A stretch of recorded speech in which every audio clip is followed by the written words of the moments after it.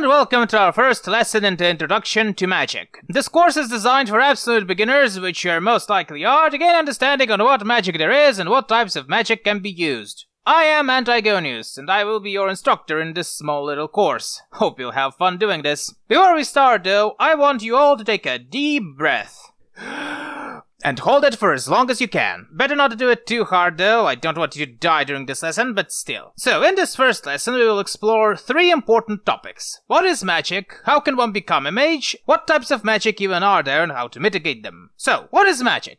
Fuck if I know! There are many theories on what magic is and isn't, and they can be roughly categorized in either religious or philosophical explanations, but those are best left to the History of Magic course. We're here only for the basics. In extremely simple terms, magic is the ability to follow the rules that are above nature. And please do not be mistaken, magic is only called magic because back in the Middle Ages Christians considered it to be against nature to be able to cast fireballs. Magic and its rules have been studied and applied in areas such as physics and high mathematics for centuries now. There is nothing obscure about magic, and international regulations are the only reason why the larger public doesn't know about them. Trust me, this is better than the alternatives. This explanation is paramount to understanding what a mage is. Mages are the people who can generate energy that is used to create magic. This energy had historically many names: aura, mana, soul, seether, etc. How do we generate it? Well, it's simple. It's CO2 that's generating in your body.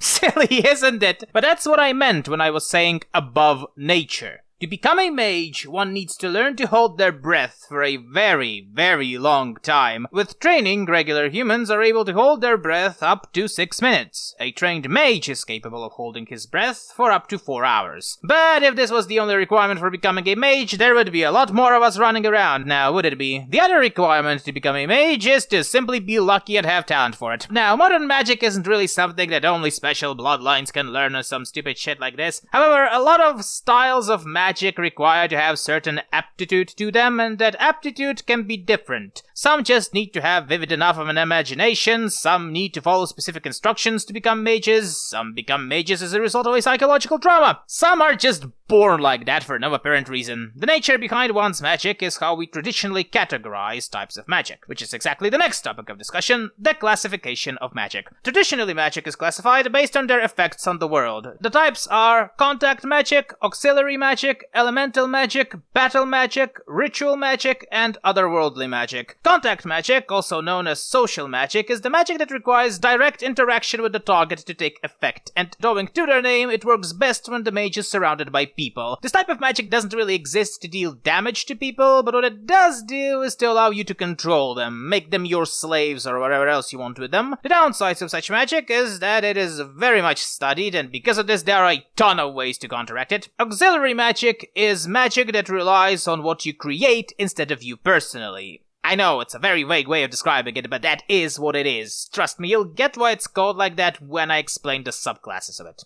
Hopefully. Elemental magic is one of the oldest types of magic around, and because of that, one of the most studied and most common. Even non-mages can use it, provided they have means to. As stated in the name, it deals with the ability to create and manipulate certain elements, be they something common like earth, water, fire, or something more esoteric like concrete, sunlight, or bones. We will mostly talk about some common subtypes of magic as well as some common terms when we come to that topic. Battle magic is a specified style of magic that exists solely for combat purposes. This type is very diverse, and more often than not contains versions of the subclasses from previous types that for one reason or another are not very good.